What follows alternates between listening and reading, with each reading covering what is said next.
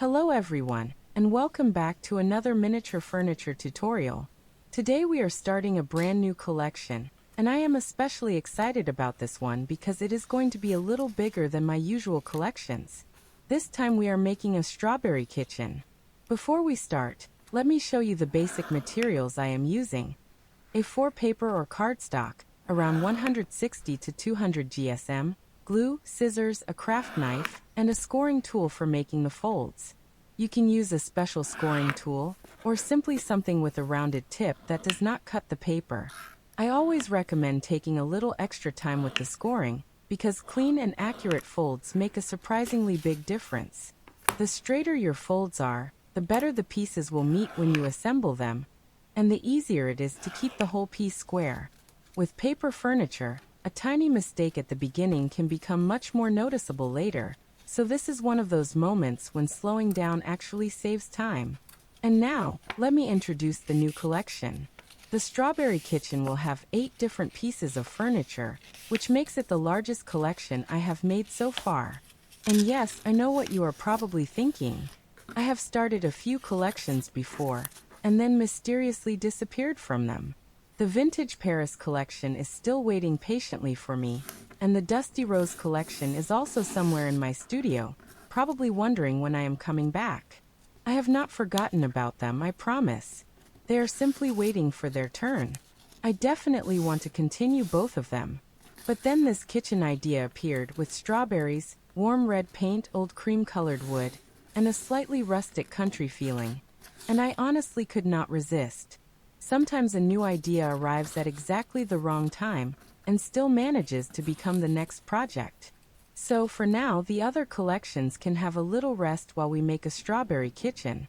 The piece we are making today is an open kitchen cabinet with several shelves and 2 drawers at the bottom. I wanted this cabinet to be practical but also visually interesting, because open shelves are perfect for displaying all those little things that make a miniature kitchen feel lived in. You could fill the shelves with tiny plates, cups, bowls, jars, baskets, folded towels, or little containers of ingredients. The lower drawers are useful for things that you do not necessarily want to display, so they add some hidden storage as well. I also like the combination of open shelves and drawers because it gives the cabinet a slightly heavier, more substantial appearance. It feels like a piece of furniture that could actually have been used in an old country kitchen for many years. And this is where the size of the collection becomes important. Of course, most dollhouse rooms will probably not have enough space for all 8 pieces at the same time. That is actually one of the reasons I decided to make so many different pieces, instead of making one small matching set. I wanted you to have plenty of options for combining them. You can choose just a few pieces for a small kitchen, use different combinations depending on the room, or create a much larger kitchen if you have the space. The collection includes the large main kitchen cabinet, which will be the strawberry hutch and will appear in the next tutorial. Then we have this open hutch with its open shelves and 2 drawers, the kitchen buffet with 2 doors and a drawer, the open credenza with open shelves and 2 drawers, the wall shelf, the tall pantry cabinet, the corner shelf, and finally the storage bench with a drawer underneath the seat. So there are quite a few possibilities, even if you only use 3 or 4 pieces in one room. The idea for this collection actually came from something very simple. Summer. There is something about summer fruit that naturally makes me think of old kitchens. Strawberries, jars of jam, homemade desserts, linen towels, wooden shelves, and furniture that has been painted several times over the years. I wanted to capture that feeling in miniature. I did not want the kitchen to look too modern or too perfect. I imagined a warm old-fashioned kitchen where the furniture has been used every day, where the paint has become worn around the edges, and where strawberries have somehow become part of the decoration. That is why I chose this combination of deep strawberry red and warm cream. The red gives the collection its personality, while the light interior keeps the furniture from feeling too dark or heavy. I also wanted the strawberry decorations to look as if they belong to the furniture rather than looking like perfectly printed pictures placed on top of it.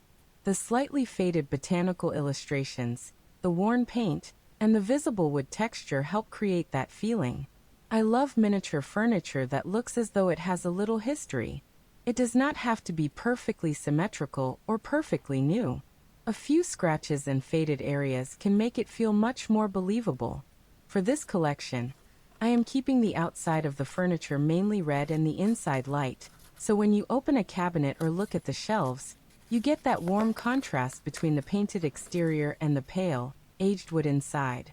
It also makes the small objects that you place inside stand out much better. As I work on this cabinet, I am also thinking about how all the pieces will eventually look together. I do not want every piece to have exactly the same decoration. Some will have strawberries, some will have flowers and leaves, and some will have larger areas of plain distressed wood. The shapes will also be different. There will be tall pieces, wide pieces, open storage, closed storage, and smaller furniture. That variety is important because a real kitchen rarely consists of 8 pieces of furniture that all look exactly alike. Even when the same style is used throughout a room, different pieces have different jobs and different proportions. I want the strawberry kitchen to feel like a collection of furniture that could actually be mixed and matched rather than a set of identical objects. And I think that is one of my favorite parts of designing a collection. Creating the individual pieces while keeping a common visual language between them. At the beginning, I usually have only a general idea of the colors and the mood. Then one piece leads to another, and suddenly I start seeing how they could work together. A cabinet suggests a smaller cabinet. The smaller cabinet suggests a bench. The bench suggests a wall shelf. And before I know it, I have 8 pieces instead of 3. This time I decided to follow that idea all the way and make the collection large from the beginning. So yes, this is officially my biggest furniture collection so far. And I am very curious to see how it will look when all 8 pieces are finally finished. For now though, we are focusing on one cabinet. Take your time with the folds, check that the corners are square, and do not worry if your first few pieces are not perfect. Paper miniatures become much easier with practice, and sometimes the small handmade imperfections are what make the finished furniture feel special. I also recommend letting the glue set whenever a part needs a little time to hold its shape. There is no need to rush through the assembly. Making miniatures is supposed to be a relaxing process, so I like to treat these tutorials almost like a quiet crafting session together. I hope you enjoy making this cabinet with me, and I hope this new strawberry kitchen collection gives you plenty of ideas for your own miniature rooms. There are 7 more pieces coming, so this is only the beginning. And somewhere in the background, the vintage Paris and Dusty Rose collections are still waiting for their turn. I have not forgotten them, and I am sure they will eventually come back to the studio too. But for now, it is strawberry season here. So grab your paper, your glue, and your favorite cup of tea, and let's build this little kitchen cabinet together. Happy crafting!